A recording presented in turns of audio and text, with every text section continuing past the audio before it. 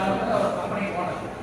So இந்த கம்பெனியை run பண்ணுறதுக்கு நீ எப்படி வந்து ஃபோக்கஸ் பண்ணி ஆள் இருக்கு, எந்த மாதிரி ஆள் வந்து நீ எடுப்ப. நீ பண்ணுறது வந்து ஒரு வெப் டெவலப்மெண்ட்டு கம்பெனி. ஸோ நீ முதல்ல என்ன பண்ணணும், இந்த மாதிரி ஆள் வந்து நீ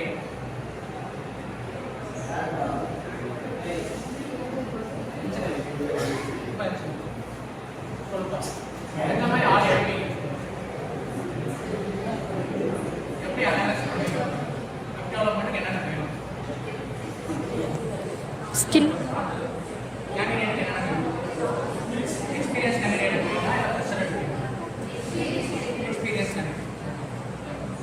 இப்போ ஒரு கம்பெனி நீங்கள் ஆள் உன்னோட கம்பெனி நீங்கள் ஆள் இருக்குன்னா நீ வந்து முதல் போட்டு நீ வந்து ஒரு கேபிட்டல் கொடுத்து ஒரு இன்வெஸ்ட்மெண்ட் போட்டு நீ வந்து காசு சம்பளம் வந்து உனக்கு கீழே வேலை பண்ணுறவங்க நீ தரணும். ஸோ நீ காசு கொடுக்குறன்னா நீ ரிட்டர்ன்ஸ் வந்து என்ன எதிர்பார்க்கணும், அவங்க எடுத்து ஒர்க் எதிர்பார்க்கணும். சரியா, இந்த மாதிரி ஒர்க்னா ஸ்கில்டு ஒர்க் வேணும். சரியா, ஃப்ரெஷர் எடுக்கனா எடுக்க மாட்டேன்னு சொல்றீங்க. சரியா, இப்போ ஃப்ரெஷர் எடுக்காம ஸ்கில்டு பர்சன் ஏன் சூஸ் பண்ணுறோம். எக்ஸ்பீரியன்ஸ் வந்து அவன் ட்ரெயின் பண்ணணும்னு அவசியம் இல்லை, ட்ரைனிங்க்கு வந்து காசு கொடுக்கணும்னு அவசியம் இல்லை. கரெக்டாக இப்போ இதுதான் ரீசன். பவானி சொன்ன மாதிரி எக்ஸ்பீரியன்ஸ் பர்சன் வந்து ட்ரெயின் பண்ணணும்னு அவசியம் இல்லை. ட்ரெயின் பண்ணால் அதுக்கு எக்ஸ்ட்ரா அமௌண்ட் செலவாகும். அதுக்கடுத்து என்ன பண்ணுறது, எக்ஸ்பீரியன்ஸ் கேண்டிடேட் நீங்கள் ஒரு யூனிவர்சிட்டியோ ஒரு 10,000 எடுப்பீங்க. அதுக்கு வந்து மந்த்லி வந்து 10,000 சேலரி கிடைக்கும். சரியா, ஃபார் எக்ஸாம்பிள் சரியா 10,000 யாரும் வாங்க மாட்டாங்க, 10,000 நீங்கள் சேலரி தரீங்க. எக்ஸ்பீரியன்ஸ் கேண்டிடேட் மினிமம் 40,000 கிடைக்கும். சரியா, இப்போ நீங்கள் 10,000 வாங்க ஆள் எடுத்தீங்க. இப்போ வந்து அது மந்த்லி 10,000னா வருஷத்துக்கு எவ்வளோ? 1,20,000 கரெக்டு தானே? 20,000 இல்லை எவ்வளோ? 1,40,000. 1,00,000 எவ்வளோ?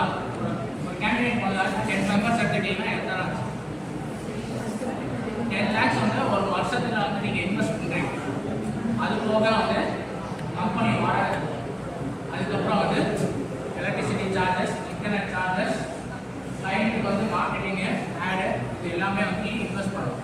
அதோட பேசிக் சேலரியே வந்து 1 இயருக்கு வந்து எவ்வளோ ஆச்சு? 10 lakhs ஆச்சா?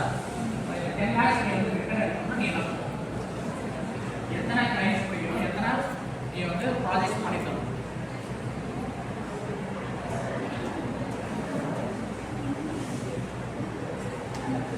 ஸோ நீ அதை அனலைஸ் பண்ணணும். ஃபர்ஸ்ட் வந்து உங்களோட கம்பெனியோட ஸ்ட்ரக்சர் அனலைஸ் பண்ணணும்.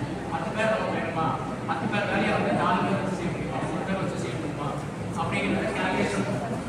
சரியா, அதுக்கடுத்து வந்து நீங்கள் என்ன பண்ணணும்னா நீங்கள் என்ன கம்பெனியில் போய் பண்ணுறீங்களோ அந்த கம்பெனியில் வந்து நீங்கள் கேள்வி பண்ணிடணும். This is expertise. ஃபர்ஸ்ட் வந்து டீடைல் அனாலிசிஸ். சரியா, அதுக்கடுத்து என்ன செகண்ட் டாப் பாயிண்ட் என்ன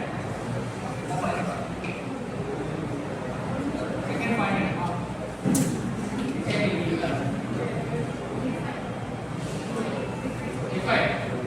டிஃபைன்ல என்ன பண்ணுவீங்க, 10 மெம்பர் எடுத்துட்டீங்க. அந்த 10 மெம்பருக்கு வந்து ரோல்ஸ் அண்ட் ரெஸ்பான்சிபிலிட்டி வேணும். சரியா, இப்போ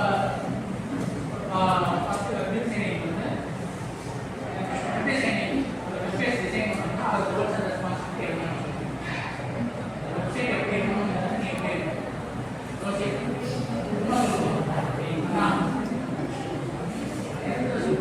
வெப்சைட் ஓப்பன் பண்ணி பார்த்துக்கல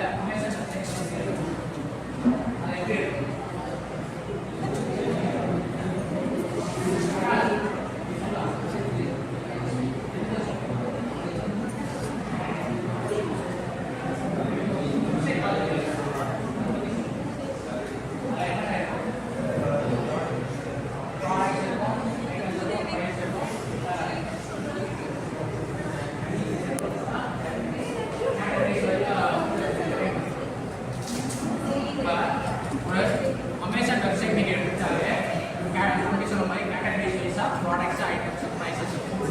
சரிங்களா, கேட்டகரிஸ்க்கு வந்து தனியாக ஒரு எம்ப்ளாயி, ப்ரைஸுக்கு வந்து தனியாக ஒரு எம்ப்ளாயி, அதுக்கப்புறம் வந்து அது கரெக்டாக போய் சேம் தான் ட்ராக் பண்ணுறதுக்கு தனியாக ஒரு எம்ப்ளாயி. இந்த மாதிரி வந்து